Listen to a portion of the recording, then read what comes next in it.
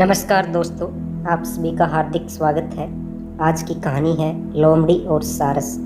एक बार की बात है, घने जंगल में एक चालाक लोमड़ी और एक बुद्धिमान सारस रहते थे। वे पड़ोसी थे, लेकिन कभी एक दूसरे से बात नहीं करते थे। एक दिन लोमड़ी ने सारस से दोस्ती करने की तरकीब सोची ताकि वह उसके साथ कोई चाल चल सके। अगली सुबह लोमड़ी सारस के घर गई और उसे खाने पर आमंत्रित किया। सारस को आश्चर्य हुआ, लेकिन उसने निमंत्रण स्वीकार कर लिया। उम्मीद है कि वे दोस्त बन सकते हैं। लोमड़ी खुश हुई, उसकी योजना काम कर रही थी और वे सूर्यास्त के समय मिलने के लिए सहमत हो गए। जैसे ही सूरज ढलने लगा, सारस लोमड़ी की मांद में आ गया। लोमड़ी ने रात के खाने के लिए एक स्वादिष्ट सूप तैयार किया था। हालांकि उसने अपने चालाक स्वभाव का इस्तेमाल करके सूप को सपाट बर्तनों में परोसा था, जिससे सारस के लिए अपनी लंबी चोंच से उसका आनंद लेना असंभव हो गया था। लोमड़ी ने सूप को जीभ से चाटा, उसका स्वाद चखा और सारस के खाने में असमर्थता पर हंसी। सारस को इसकी शर्मिंदगी महसूस हुई। उसे एहसास हुआ कि लोमड़ी ने उसे धोखा दिया था और उसे सिर्फ उसका मजाक उड़ाने के लिए ही बुलाया गया था। सारस वापस घर चला गया, दुखी और भूखा महसूस कर रहा था। सारस ने भी लोमड़ी को सबक सिखाने का फैसला किया और कुछ दिनों बाद उसे सारस ने अपने घर पर खाने पर आमंत्रित किया।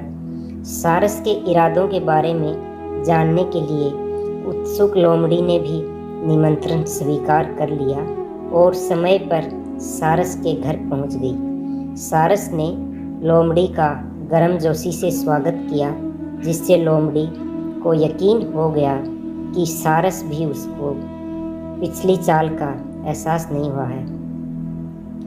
फिर सारस ने भी उसी तरह का सूप भोजन में परोसा जो लोमड़ी ने उसे परोसा था, लेकिन इस बार उसने उसे एक लंबी और पतली गर्दन वाले जग में परोसा। सारस ने बड़े चाव से सूप का आनंद लिया, लेकिन लोमड़ी अपनी लंबी चोंच का इस्तेमाल करके जग के अंदर सूप तक पहुंचा। दूसरी ओर लोमड़ी जग की पतली गर्दन के कारण अपनी जीभ से सूप तक नहीं पहुंच पा रही थी। लोमड़ी ने बहुत कोशिश की, लेकिन सूप की एक बूंद भी उसके हाथ नहीं लगी। जैसे जैसे शाम ढलती गई, लोमड़ी की भूख बढ़ती गई। उसे एहसास हुआ कि सारस ने उसे उसके पिछले व्यवहार के बारे में सबक सिखाने के लिए जानबूझकर सूप को जग में परोसा था। लोमड़ी को भी शर्मिंदगी महसूस हुई, ठीक वैसे ही जैसे सारस को पहले खाने के दौरान महसूस हुई थी। भोजन के बाद लोमड़ी ने सारस से अपने पिछले व्यवहार के लिए माफ़ी मांगी और माना कि उसे एक मूल्यवान सबक सिखाया गया है। सारस भी बुद्धिमान और क्षमाशील था, इसलिए उसने लोमड़ी की माफ़ी सहज स्वीकार कर ली और उस दिन से दोनों एक दूसरे के पड़ोसी के साथ सम्मान से पेश आने पर सहमत हो गए।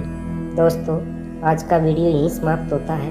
अगर हमारी कहानी पसंद आई तो वीडियो को ज़्यादा से ज़्यादा लाइक करें, शेयर करें और हमारे यूट्यूब चैनल दैनिक संस्कार को सब्सक्राइब करना ना भूलें।